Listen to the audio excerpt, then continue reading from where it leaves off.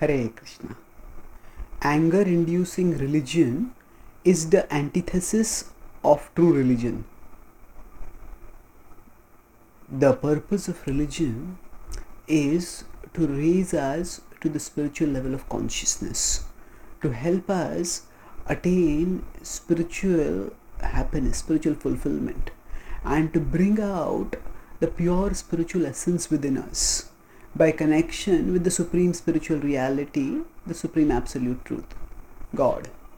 Now, much that goes on in the name of religion today is hardly serving this purpose at all.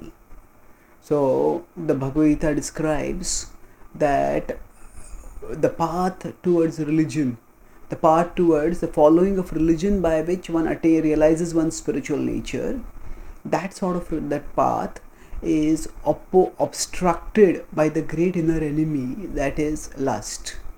So this the Gita talks about in 3.37 in response to Arjuna's question in 3.36, and Gita says that actually the soul is destroyed, that it is Nityavairina, it is the eternal enemy of the soul, the selfish desire that manifests as lust, the desire to grab things, the desire to possess things, the desire to control, dominate, enjoy things, or the people also whom we may objectify as things. Now this desire, it mutates into further malicious variants. When the desire is not fulfilled, it manifests as anger, and when it is fulfilled, it manifests as greed. That means when we crave for something, if we don't get it, we get angry. If we get it, we want more of it, and that's how greed comes. So now these three, the Bhagavad Gita describes in 16.21, Trividham narkasyedam dwaram nashanam atmanah kamah krodha satha lobhas tasmade tatrayam tajet. It says that these three are the gates to hell. So now these three are Trividham narkasyedam dwaram nashanam atmana. They are the destroyers of the soul. The soul, of course, being eternal, is not destroyed, but the soul's spiritual consciousness is destroyed. So Krishna has in the 15th chapter itself earlier said that Nirmana moha jita sangha dosha adhyatma nitya vinivritta kamaha dandvair mukta sukha dukkha sange gacchantya mudha padamavyanta. Who can attain the eternal destination? That is one who is adhyatma, one who is in spiritual consciousness.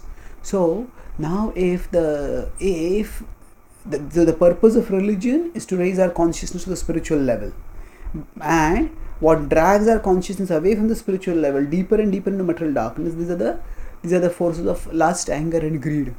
So now if a particular religion triggers anger among people, it makes them hateful of others, it makes them want to destroy others, and it fills people with anger in the name of God, then that religion is actually not it's the antithesis of religion, because it is not raising people to spiritual consciousness, it is dragging them down towards more and more darker material consciousness.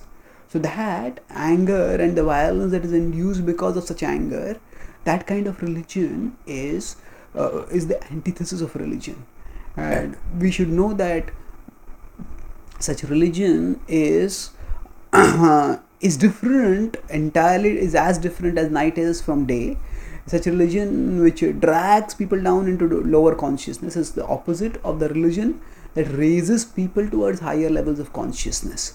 So the path of bhakti taught in the Bhagavad Gita is very clear, that sarva dharman parityajya mam ekam sharanam vraja. So that there can be various things that go on in the name of dharma.